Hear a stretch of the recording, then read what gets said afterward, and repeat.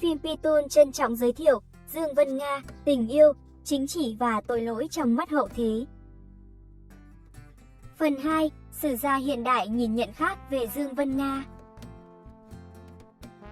Khác với cái nhìn khắt khe của các sử gia phong kiến, các nhà nghiên cứu và phê bình lịch sử hiện đại từ thế kỷ 20 đến nay đã nhìn nhận Thái hậu Dương Vân Nga dưới góc độ chính trị thực dụng, tinh thần dân tộc và chủ nghĩa nhân văn. Các sử gia hiện đại cho rằng hành động của Dương Vân Nga không phải là sự phản bội mà là một quyết định chính trị quyết đoán.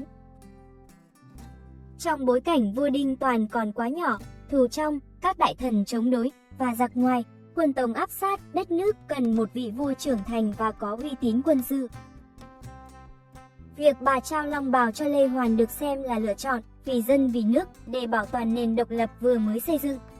Bà đã đặt lợi ích quốc gia lên trên lợi ích dòng tộc. Nghiên cứu hiện đại đánh giá, Dương Vân Nga là nhân vật trung tâm giúp quá trình chuyển giao quyền lực từ nhà Đinh sang nhà Tiền Lê diễn ra ít đổ máu nhất có thể. Bà không chỉ là một hoàng hậu mà còn là một chính trị gia hiểu rõ thời thế.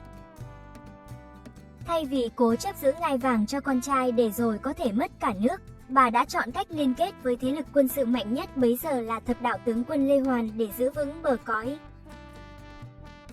Các nhà nghiên cứu phê phán tư tưởng, trọng nam khinh nữ và sự cứng nhắc của các sử gia phong kiến khi đánh giá bà. Quan điểm hiện đại cho rằng việc phê phán bà không chính chuyên khi làm hoàng hậu của cả hai đời vua là áp đặt đạo đức của thế kỷ sau vào bối cảnh văn hóa Việt cổ thế kỷ 10, thời điểm mà tư tưởng nho giáo chưa bén rễ sâu và phụ nữ có vai trò, quyền lực đáng kể trong xã hội.